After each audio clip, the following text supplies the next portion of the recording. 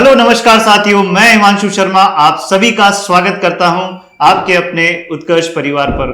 दोस्तों, आज हम शुरू करने जा रहे हैं एक नया प्रोग्राम, एक नया नवाचार जो है आपका रणनीति। जी हां दोस्तों, उत्कर्ष को जाना जाता है नवाचार के लिए और इसी क्रम में हमने एक नया नवाचार किया है, वो है रणनीति, जिसके अंदर हम बात करने वाले हैं यूजीसी नेट के ऊपर। यूजीसी नेट के हर पहलू के ऊपर बात करेंगे। और जैसा कि आप सभी जानते हैं कि किसी भी लड़ाई को लड़ने के लिए, किसी भी युद्ध को लड़ने के लिए उसकी क्या रणनीति रहनी चाहिए, वो वही बता सकता है अच्छे से जिसने उस युद्ध को अच्छे से लड़ा हो और उस युद्ध को जीता हो। तो जी दोस्तों, जैसा कि मैंने कहा कि योद्धा हमारे साथ में आज हैं और मैं आपको उनसे मिलवाता हूं। तो हमारे साथ में इस प्रोग्राम में जुड़े हुए हैं, पहले हैं बुशरा मैम। तो बहुत बहुत स्वागत है। आप मास्टर्स किया है इन्होंने यूनिवर्सिटी ऑफ मुंबई से और साथ साथ में इन्होंने यूजीसी नेट भी क्वालिफाई किया है। हमारे साथ में जुड़े हुए हैं मोनाली मैम। तो स्वागत है मोनाली मैम आपका भी। और आपने मास्टर्स किया है हिस्ट्री के अंदर और साथ साथ में गोल्ड मेडलिस्ट हैं। साथ साथ में इन्होंने जेआरएफ और यूजीसी नेट क्लियर किया है। साथ ही साथ में एमपीपीएससी का जो अटेम्प्ट है, इन्होंने 4 बार इन्होंने मेंस का अटेम्प्ट दिया हुआ है और उन्होंने इंटरव्यू भी दिया हुआ है। तो हमारे साथ पैनल ऑफ एक्सपर्ट के अंदर मोनाली मैम और बुशरा मैम है और इनके साथ में हम बात करेंगे यूजीसी नेट के ऊपर। जैसा कि आप सभी जानते हैं कि यूजीसी नेट के अंदर आपका दिसंबर वाला अटेम्प्ट भी है और साथ साथ में आपके री एग्जाम भी है। तो दोनों तरह से हम इस प्रोग्राम के अंदर बात करने वाले हैं। आप सभी विद्यार्थियों से मेरा निवेदन है कि इस वीडियो को एक बार शेयर जरूर कर दीजिए ताकि आप सभी विद्यार्थियों तक ये इंफॉर्मेशन पहुंच सके कि कैसे हम यूजीसी नेट को पहले अटेम्प्ट के अंदर क्लियर कर सकें। तो चलते हैं हमारे पैनल ऑफ एक्सपर्ट के पास में, मोनाली मैम के पास में, और जानते हैं उनसे कि जैसा कि मैम मैंने कहा कि हम अभी री एग्जाम भी देने जा रहे हैं और साथ साथ में हमारा दिसंबर का अटेम्प्ट भी है। मेरा आपसे जो सवाल है अभी उन विद्यार्थियों के लिए है जो यूजीसी नेट पहली बार देने जा रहे हैं। तो आप मुझे इस तरह से समझाएं कि यूजीसी नेट क्या है और जो पहली बार जो विद्यार्थी दे रहा है उसको समझ में आ जाए कि यूजीसी नेट पूरा एग्जाम क्या है, उसका क्या स्ट्रक्चर है, वो सारे बिंदु समझ में आ जाए उसे। Yes, thank you so much sir for the opportunity. Okay, so students, सबसे पहले हम UGC नेट को एकदम बेसिक लेवल पे समझने का प्रयास करते हैं। जब भी हम बात करते हैं UGC नेट की, तो basically NET is national eligibility test.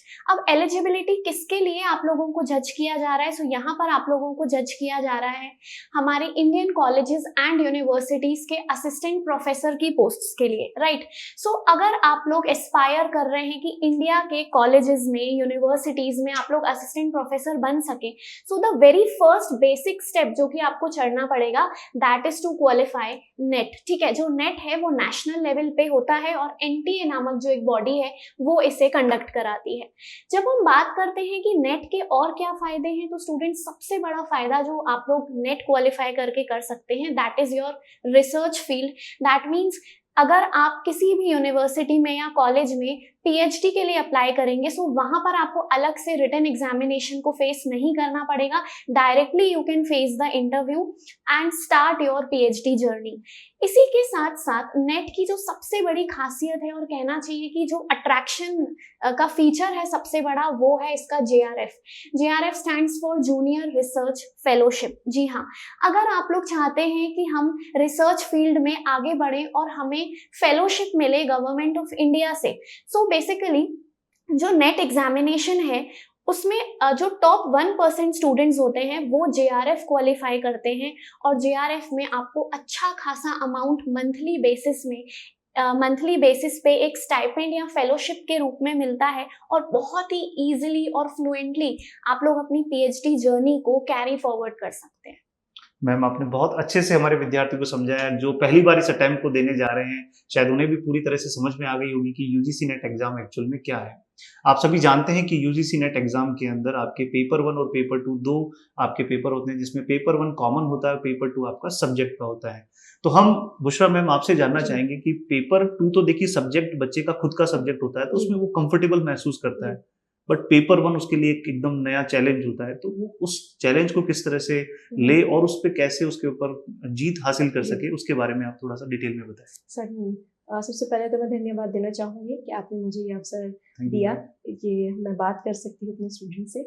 सो या डेफिनेटली पेपर 1 ये बहुत अच्छा क्वेश्चन है और सबसे इम्पोर्टेंट क्वेश्चन है। जब बच्चे यूजीसी नेट एग्जाम की तैयारी कर रहे होते हैं तो हम ये सोच रहे होते हैं कि भाई पेपर 1 को सबसे ज़्यादा अंडर रेटेड या फिर हम उसको बहुत ही लीनियंट वे में पेपर को कंसिडर कर रहे होते हैं, आखिर के शायद महीने 2 महीने में उसकी तैयारी कर रहे होते हैं। लेकिन पेपर 1 सबसे बड़ा गेम चेंजर होता है, क्योंकि पेपर 1 के अगर आप मार्क्स अच्छे से अच्छे ले पाते हैं तो पेपर 2 आपके सपोर्टिंग मार्क्स भी अगर आप ले रहे हैं उसके साथ, तो आपके लिए नेट करना आसान हो जाता है। नेट और जेआरएफ का फ़र्क ये होता है कि पेपर 1 में स्कोर्स अच्छे से अच्छा करने के बाद पेपर 2 आपने बेस्ट दे दिया, मतलब हाईएस्ट स्कोर कर लिए क्रैक, तो you will be able to do it nicely. However minimum criteria अगर लेके चले, जो बच्चे यूजीसी नेट की तैयारी कर रहे हैं वो बच्चे अभी, जैसे कि एनटीए ने एक और चीज़ ऐड कर दी है जहाँ पे रिसर्च के लिए पीएचडी के लिए भी एक एलिजिबिलिटी क्राइटेरिया है कि नेट क्वालिफाई करें। तो वो स्टूडेंट्स जो नेट और पीएचडी के एंट्रेंस को क्रैक करने की पर्सपेक्टिव से एग्ज़ाम दे रहे हैं, उनके लिए ज़रूरी है कि पेपर 1 अपना जितना हो सके मजबूत करें वो। अच्छा, जनरल पेपर है तो डेफिनेटली हमारे पास काफ़ी कुछ, हमारे प्रीवियस ईयर्स पेपर्स के थ्रू हमारे पास काफ़ी कुछ डेटाबेस अवेलेबल होता है। जब आप स्ट्रैटेजी की बात कर रहे होते हैं तो हमारे पास काफ़ी सारे PYPs हैं, काफ़ी सारे मॉक टेस्ट्स हैं, काफ़ी कुछ we have many things are available in the market now. बहुत सारी चीज़ें अवेलेबल है, बट करना क्या है, कैसे करना है, वो मैटर करता है। तो ये जो पेपर 1 है ये स्ट्रैटेजी बेस्ड पेपर है। जैसे इसमें 10 यूनिट्स होते हैं, जैसे कि आप जानते हैं। कुछ हमारे 3 हमारे बेसिकली मैथमेटिकल रीजनिंग DI और लॉजिकल रीजनिंग बेस्ड होता है, कुछ थियोरेटिकल पार्ट होता है काफ़ी, और जो 3 यूनिट्स हम कह सकते हैं जो करंट अफेयर्स पे बेस्ड होते हैं, या कह सकते हैं कि जो कि न्यू अग्रीमेंट्स प्लान हो रहे हैं, या गवर्नमेंट ऑफ इंडिया किन इन्वायरमेंटल इश्यूज के ऊपर काम कर रही हैं, उनके ऊपर हमको जो है क्वेश्चंस एग्जाम में दिखाई देते हैं। तो इन शॉर्ट मैं ये कहूँगी कि आप पेपर 1 को इस तरह से डिवाइड करें कि आप एक dedicated hour of your study, dedicated hour of your plan जो है एक स्पेसिफिक यूनिट को प्रोवाइड करें। तो 3 हिस्सों में डिवाइड कर लें आप पूरे पेपर 1 को। मैथमेटिकल, दूसरा होगा आपका थियोरेटिकल, और तीसरा होगा आपका करंट अफेयर्स बेस्ड, या फिर आप कह सकते हैं कि जनरल नॉलेज बेस्ड। अभी 3 हिस्सों में डिवाइड कर लेंगे तो पेपर 1 की तैयारी पूरी है। एक और चीज़ इसमें ऐड करना चाहूँगी मैं, RC जिसे हम कहते हैं, रीडिंग एंड कॉम्प्रीहेंशन। ये एक ऐसा यूनिट है जिसको स्टूडेंट्स अगेन बहुत अंडर एस्टिमेट कर रहे होते हैं। उन्हें लगता है कि आखिर के एक महीने में या 15 दिन में इसकी प्रैक्टिस हो जाए तो हम RC जो है वो क्रैक कर जाएंगे, लेकिन ऐसा नहीं है। RC के लिए आपको 2 चीज़ों की मालूमात होना बहुत ज़रूरी है। एक है टेक्निक और दूसरा है उसका डोमेन नॉलेज।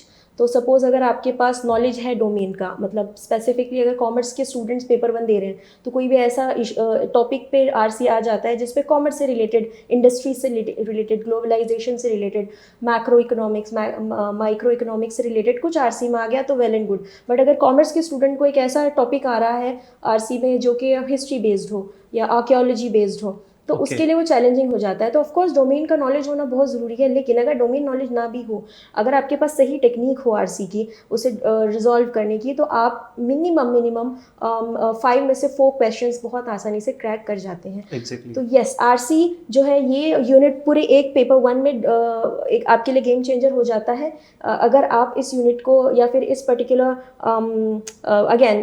यूनिट को जो है डेडिकेशन के साथ करें। तो 10 यूनिट्स है, 10 इसके अलग अलग पार्ट हैं, सबके लिए अपनी अपनी स्ट्रैटेजी है। पेपर 1 को एक ही अप्रोच से लेके जाना ज़रूरी, हम नहीं जा सकते। आने वाले सेशंस में हम डेफिनेटली उन टेक्निक्स और ट्रिक्स की भी बात कर रहे होंगे। So paper 1 is more of a technique और strategy based paper which you can not really understand. तो बहुत अच्छे से मैम ने आपको समझाया कि पेपर 1 की तैयारी के लिए आप स्टार्टिंग से उसे शुरू करें और साथ ही साथ में उसका एक प्लान बनाएं, और प्लान के अंदर उस प्लान को इस तरह से डिवाइड करें कि आप पेपर के जो 10 सब्जेक्ट हैं उसमें से प्रायोरिटी डिसाइड करें कि पहले हमें किसे कंप्लीट करना है, किसमें हम वीक हैं, उसको उतना ही टाइम हमें डिवाइड करना होगा और हमें उसे देना होगा। तो यानी गेम चेंजर आपके लिए पेपर 1 रहने वाला है। स्टार्टिंग से तैयारी करनी होगी, यही पेपर 1 के लिए गुरु मंत्र रहता है। बात करते हैं मैम, मोनाली मैम आपसे, जैसा कि हमने बताया भी हमारे दर्शकों को कि आप गोल्ड मेडलिस्ट हैं, तो मैं आपसे सवाल भी वैसा ही करूंगा कि जो सब्जेक्ट की प्रिपरेशन अगर हम करें पेपर 2 की, तो उसमें हम कैसे उसे भी गेम चेंजर बना सकें और कैसे हम उस तैयारी को पूरा जो है अंजाम दें कि हाँ उसमें भी हमारे मार्क्स बहुत अच्छे आए, तो क्या करना चाहिए हमें, वो बताइए। सबसे पहले तो सर बेसिकली जिस सब्जेक्ट में हमें इंटरेस्ट होता है हम ही उसके बाद ही हम उस पर मास्टर्स करते हैं एंड देन फिर हम उस पर्टिकुलर फील्ड में आगे बढ़ना चाहते हैं। एग्जैक्टली। सो UGC नेट और जो हायर एजुकेशन के जो भी एग्जामिनेशंस होते हैं उसका सबसे बड़ा प्लस पॉइंट है कि आप अपने इंटरेस्ट वाले सब्जेक्ट के जोन में आगे बढ़ रहे हैं। बात अगर करें कि मैंने कैसे तैयारी की और Yes, क्या, ma'am. हाँ, मैंने कैसे तैयारी की और how was the journey. So basically sir, history एक ऐसा सब्जेक्ट है which is very vast, ancient, medieval, modern plus world history, आपको चारों सेक्शंस को बैलेंस करके चलना है। और सबसे बड़ा चैलेंज जो हिस्ट्री में आता है वो ये है कि उसमें मिलियंस ऑफ फैक्ट्स हैं, फैक्ट फैक्ट फैक्ट। लेकिन जिस हिसाब से यूजीसी का पैटर्न रहा है, तो अगर आप प्रीवियस ईयर पेपर्स को एनालाइज करेंगे तो वहाँ पर आप ये देखेंगे कि यूजीसी जो एग्जामिनेशन है वो काफ़ी हद तक यूपीएससी के स्टैंडर्ड्स पे चलता है, जो कि कॉन्सेप्ट्स और फैक्ट्स को बैलेंस करता है। तो बेसिकली मैंने जो अप्रोच अपनाया था वो ये अपनाया था कि ज़ीरो से आप लोग हिस्ट्री को स्टार्ट करें, ज़ीरो से स्टार्ट करके बिल्कुल आराम से पढ़ें। सबसे पहले कॉन्सेप्ट समझें, जब आप कॉन्सेप्ट समझेंगे तो फैक्ट से लिंक कर पाएंगे। Exactly. और दूसरी चीज़, अपनी ट्रिक्स, अपने शॉर्ट कोड्स और अपनी एक शॉर्ट सी पॉकेट डायरी आप लोगों के पास होनी चाहिए। बिकॉज चाहे हिस्ट्री हो या यूजीसी नेट का कोई भी सब्जेक्ट हो, ऑब्वियस सी बात है हमें महीनों उसकी तैयारी करनी पड़ती है, और लास्ट मोमेंट पे हम पूरी बुक्स और पूरे अपने नोट्स तो उठा के उसको मगअप कर नहीं सकते। सो एक बहुत अच्छी स्ट्रैटेजी जो हमेशा काम करती है वो ये है कि आप जो भी चीज़ें पढ़ रहे हैं तो उनकी एक छोटी सी शॉर्ट डायरी मेंटेन करें, पॉकेट डायरी मेंटेन करें, और वो आपकी लास्ट मोमेंट पे आपको काम आएगी। लास्ट मोमेंट में बस आपको वही फैक्ट्स को रिवाइज करना है। So UGC NET I think is all about the balance between concepts and facts. बिल्कुल मैम। तो जैसा कि मैम ने बताया, और जो मैं चीज़ समझ पाया है कि कोई भी अगर आप लड़ाई कर रहे हैं तो लड़ाई लड़ने से पहले आपको उस लड़ाई में कौन से दुश्मन मिलने वाले हैं उसके बारे में मालूम होना जरूरी है। तो आपको जिस एग्जाम को आप देने जा रहे हैं तो उसके पीवाईक्यू जरूर देखिए कि उसमें किस तरह के क्वेश्चंस पूछे गए हैं, ताकि आपको पहले से पता हो कि हमें तैयारी में कितना पार्ट जो है किस तरह से उसको डिवाइड करना है, कौन से पार्ट को हमें पढ़ना है, कौन से क्वेश्चंस जो है वो हमें देखने हैं, और अपनी तैयारी को कैसे मोल्ड करना है। वो तैयारी शुरू करने से पहले ही आपके दिमाग में वो चीज़ तैयार हो। देखिए, हर एक विजेता की आप जब कहानी सुनेंगे तो सबकी कहानी अलग अलग होगी, पर कुछ कॉमन फैक्ट्स होंगे, और वही कॉमन फैक्ट्स ही उनकी कहीं ना कहीं रणनीति रहते हैं, वही आपके गेम चेंजर रहते हैं, मेजर रोल प्ले करते हैं उनकी तैयारी को अंजाम तक ले जाने के लिए। तो दोस्तों, मिलते हैं एक छोटे से ब्रेक के बाद में। कहीं मत जाइएगा, हमारे पैनल ऑफ एक्सपर्ट में बने रहिए, और आपसे बात करते हैं एक छोटे से ब्रेक के बाद। आप सभी का एक बार फिर से स्वागत है आपके अपने प्रोग्राम रणनीति के अंदर, और हम बात कर रहे हैं यहाँ पर यूजीसी नेट के ऊपर। हमने अभी बात करी है हमारे पैनल ऑफ एक्सपर्ट से कि किस तरह से अगर कोई विद्यार्थी यूजीसी नेट की तैयारी के बारे में सोच रहा है तो वो कैसे अपनी तैयारी को शुरू करे, यूजीसी नेट क्या है, उसके ऊपर हमने चर्चा करी है। आगे अब इस प्रोग्राम में हम चर्चा करेंगे जो वापस एग्जाम होने वाला है, जो अभी पेपर एनटीए ने कैंसिल किया है, उसके बाद में री एग्जाम की जो बात हुई है हम उसके ऊपर बात करेंगे। चलते हैं सीधा बुशरा मैम के पास में।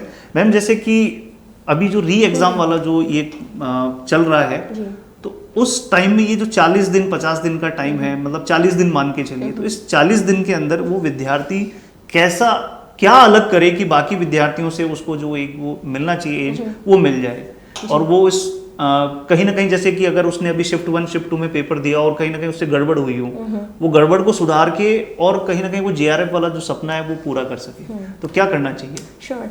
सो बेसिकली इस वक्त हमारे पास हम कह सकते हैं कि जो क्राउड है या हमारे जो स्टूडेंट्स हैं या जो स्टूडेंट्स एग्ज़ाम देने की तैयारी कर रहे हैं, दो किस्म के स्टूडेंट्स हैं इस वक्त। वो स्टूडेंट्स जो पहले भी अटैम्प्ट करते आ रहे हैं और कहीं ना कहीं एक लक ट्राई कर रहे हैं कि वो क्रैक कर जाएं, जेआरएफ कर जाएं, और वो स्टूडेंट्स जो अभी पास आउट हुए हैं या अपने मास्टर्स के फर्स्ट ईयर में हैं, जो शायद बहुत ही फ्रेश अटैम्प्ट के साथ आएंगे। मैं समझती हूँ ये उन दोनों ही स्टूडेंट्स के लिए ये एग्ज़ाम बहुत ही इंपॉर्टेंट होगा, क्योंकि वो जो इससे पहले एग्ज़ाम दे चुके हैं, कहीं ना कहीं मिस्टेक्स उनसे हुई होंगी या उन्हें डर होगा कि शायद हम ये क्रैक नहीं कर पा रहे। उनके लिए एक और अपॉर्चुनिटी है ये, जिसमें अपने उन सारे फॉल्स को या जहाँ पे वो रह गई होंगी चीज़ें लास्ट मिनट रिवाइज करना, वो डेफिनेटली इस एग्ज़ाम के थ्रू कवर अप कर सकते हैं। और कहीं ना कहीं हम कह सकते हैं कि ऊपर वाले ने उन्हें एक और मौका दिया है अपने आप को साबित करने का। बिल्कुल। दूसरी तरफ वो स्टूडेंट्स जो कि तैयारी कर रहे हैं दिसंबर साइकिल के लिए, आई थिंक उनके लिए एक ऐसा अटैम्प्ट है जहाँ पे वो चेक कर सकते हैं वो कहाँ हैं। क्योंकि डेफिनेटली ये एग्ज़ाम ऐसा तो नहीं है जिसमें बच्चे टॉपिक्स हैं या जो हमारा सिलेबस है पहली बार देख रहे हैं। राइट, वो अपनी ग्रेजुएशन, अपनी मास्टर्स में अगर हम पेपर 2 की बात करें तो वो ये बहुत समय से पढ़ते आ रहे हैं। पेपर 1 डेफिनेटली उनके लिए नया हो सकता है क्योंकि जनरल पेपर है, लेकिन अगर हमें जब भी किसी जंग की, किसी बैटल की तैयारी करनी होती है तो हम अपने आर्म्स एमिनेशंस चेक कर रहे होते हैं, हम कितने पानी में हम देख रहे होते हैं। तो वो ये मौका जो है एग्ज़ाम उन्हें दे रहा है कि वो just they can have a check on themselves, like how much they know and how much it is required. तो जब तक हमारी वीकनेसेस और हमारी स्ट्रेंथ्स का हमें अंदाज़ा ना हो, हम तैयारी में कहीं ना कहीं कमी बेशी रह जाती है। तो आई थिंक ये उन स्टूडेंट्स के लिए भी मौका है जो अपने फ्रेश अटेम्प्ट के साथ रेडी हो रही हैं। ऑफ कोर्स स्टूडेंट्स मतलब हम ये सोच सकते हैं यार इसमें हमें हमारा फ़ी लगेगी या फिर यार नहीं हम एग्ज़ाम दे देंगे दिसंबर में, कोई नहीं। लेकिन वो स्टूडेंट्स जो इस शिद्दत के साथ तैयारी कर रहे हैं कि उन्होंने करना है, तो उनके लिए of course money is a different thing, but people who are looking for an opportunity, for them it is a practice. So CBT हो रहा है जो कि हम काफ़ी सालों से, ऑलमोस्ट 2018 से हमने स्टार्ट किया था। CBT के थ्रू अगर जिनकी हैंड्स ऑन प्रैक्टिस नहीं है, so of course it's an opportunity for the students जो पहले से तैयारी कर रहे थे, and it's an attempt for the students who are going to face for the exam for the first time on serious note. तो मैं समझती हूँ exam is blessing for both the team. Yes ma'am. और जैसे कि जो विद्यार्थी पहले से मतलब जो तैयारी कर रखा है जिसने, और उनके लिए 40 दिन कैसे खास रहने वाले, वो ऐसा क्या खास करें कि इस एग्जाम के अंदर वो क्रैक कर सकें जी। उसे? तो इसमें अगेन रिवीजन एक बहुत बड़ा इंपॉर्टेंट फैक्टर है उन स्टूडेंट्स के लिए, क्योंकि अगर वो ये सोच रहे हैं कि वो दोबारा स्क्रैच से स्टार्ट करेंगे तो it will be a loss for them. So वो स्टूडेंट्स जिनके रिविजन्स हो रखे थे अच्छे खासे और जिन्होंने कहीं ना कहीं उस रिवीजन को रिवाइज नहीं किया, मतलब हमने हमारे वो लास्ट मिनट नोट्स तैयार थे, हमने तैयारी की, क्योंकि हर एक स्टूडेंट की कहानी होती है यार ये छूट गया, वो लास्ट मिनट वो छूट गया। तो मैं समझती हूँ कि वो जो रिविजनल मटेरियल आपके पास अवेलेबल है उनको आपको पढ़ना ज़रूरी है। और मोस्ट इंपॉर्टेंट थिंग, थोड़ा सा डिडक्टिव अप्रोच अपनाना होगा इस वक्त स्टूडेंट को। स्टूडेंट्स जो है वो टॉपिक्स को स्टडी ना करें, सिलेबस में ना जाएं, बल्कि अब वो PYQs जो हैं, प्रीवियस ईयर क्वेश्चंस जो हैं या मॉक्स जो हैं, उसको जो है वो लगाना शुरू कर दें और उसके थ्रू टॉपिक्स की स्टडी करें, क्योंकि इट्स वेरी इंपॉर्टेंट कि स्टूडेंट्स को पैटर्न ट्रेंड का पता होना बहुत ज़्यादा ज़रूरी है।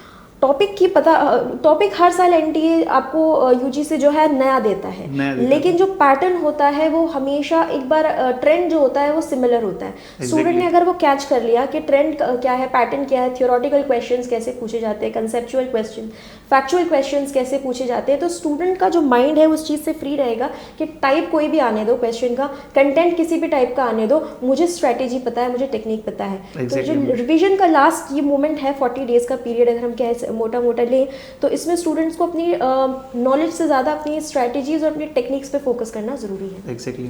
Thank you ma'am.